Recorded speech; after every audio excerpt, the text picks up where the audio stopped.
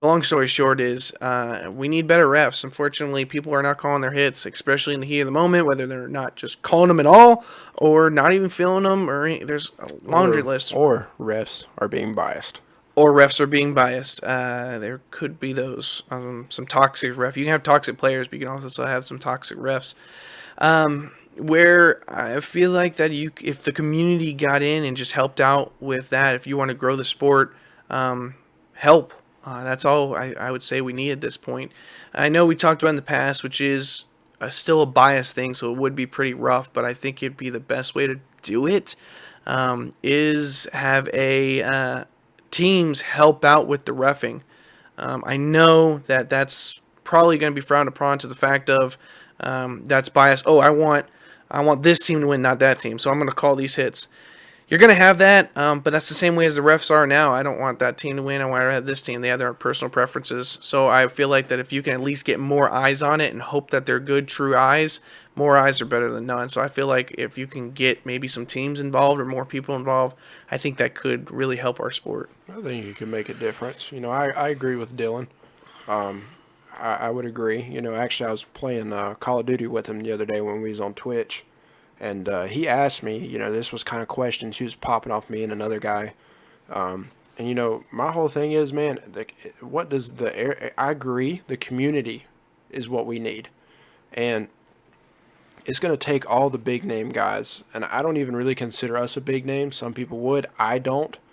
But if you're a reputable team, let's just change the big names. If you're a reputable team and you have some type of following, you got to lead by example. Mm-hmm. You don't need to be going out here posting those toxic videos that we talked about. You don't need to be doing those things. You need to be leading by example and showing everybody what Speed QB / Speedsoft is.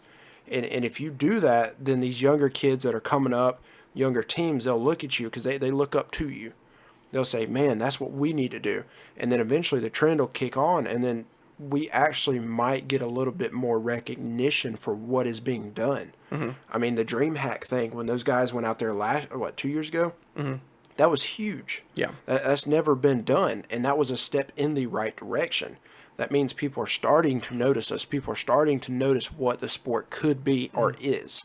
And that's where I feel like it's going to take the community as a whole to start leading by example and showing what SpeedQB, Speedsoft, the community is. And I'm not, I don't expect people to go out here and be all, oh, one bullet here, one bullet here. No, I know it's not like that, but you can't do the toxic stuff and expect to get somewhere with it. And there's more than being toxic on the field too. I feel like this whole thing's about being toxic, but I'm hoping that this will maybe correct a lot of issues or answer some questions. But you can be it technically wouldn't be off the field, but it can be off the field. More than just overshooting, more than not calling it hits. You can be toxic beyond that, and that's the other thing that I will say I am proud of our team for. Most of the time we're pretty good at it. Sometimes we slip because tensions reach, but we're pretty quiet of a team. I feel like, and I could be wrong, but I feel like that whenever we go anywhere, we usually stay to ourselves. We're usually the ones that. Oh, I got a phone call. Hold on a sec. This better be worth it. Sorry, guys. It's my wife, and she's about to pop. So, hang on a sec. It was an apology call. So we're good. We're good, folks. But anyways, oh yeah, we're more of a quiet team compared to most. I see a lot of teams that anything that happens, I can speak of a team offhand that usually wears blue jerseys, that anything that happens, it's like, yeah, you got killed, get out my house, get out my field, or if they get hit, they're like, you didn't hit me. Like, it's like they're creating problems. Where I feel like our team usually is pretty good at it. That as soon as the round's over, we get our stuff, move to the other side. As soon as that round's over, maybe go back to the other side or walk off the field. I feel like we're good at that. Sometimes, again, tensions rise, we get frustrated, but we usually let team leaders to take care of it. But for the most part, I think that or we just fuss between ourselves. That's also true, which is not a bad thing. I feel like you need to let off some steam. We it's not like we go out here and we're like, and we know we got cheated against, that is perfectly fine. Nah, we usually just huddle up away from everybody else. But Thank you "Dude, for you see that?" thank you for letting us play today. No, I mean it's not like that, but we don't just lash out at the other team like, guys, you cheated. Oh my god, you, and then it just causes problems, and then everybody's arguing, and then we look bad, they look bad. It makes the field look bad. It makes Die look bad. That's not what we're out to do. Yeah. And we just keep it in, and if it's something we really need to talk about, usually the guys will come to me, tell me. I'll go talk to whoever's in charge, whether the head ref. If it's bad enough, we're going to talk to the manager, owner, whoever needs to know is who we're going to tell. But, sometimes we just, fuss amongst each other, and sometimes we got cheated, and we're like, it's not even worth fussing about, man. Yeah, I don't know how many times we've done that where it just really wasn't worth it, especially with all these practices that we'll just do the practice, felt like something was not right, maybe get to the management, and if it doesn't get processed properly, all right, we'll just move on to the next week. It is what it is. I mean, you're going to have those situations, but going above and beyond, yelling at people, calling people out, saying they ain't worth a crap, cussing about it. I mean, all of that kind of stuff just, again, goes back to the toxicity that we don't need it. It's not worth it. Yes, if you get cheated out, I'm not saying walk away. If you got cheated out, if you believe you got cheated out, see the proper management because that's what they're there for. The referees, that's what they're there for. And it goes back, I think we talked about it in the past, that cheating, I want to blame the player because it is the player's fault, obviously, for not calling it. But I put a solid 50% on the ref. And if the ref ain't calling it, that's kind of a main problem for me. That's kind of, I don't know, that's kind of like in the racing aspect, and that's what I go back to because that's my whole background. In the racing aspect, that if you cheat, you're as another racer, if this guy cheated as another racer, when you go to tech, you're hoping that tech did his job to find his problem. And that's why I think the refs are big. They need to be that involved. And sometimes it's it's not just I call it I classify two different ways. You got cheating, and then you got unintentional cheating. And a prime example of that is I'm not afraid to throw myself under the bus. This past SpeedQB we was out there, I was crawling in the snake.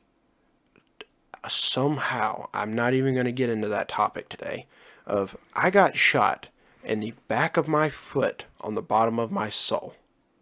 How? I don't know. But we'll go with it. That happened to me. You can't feel that. Yeah.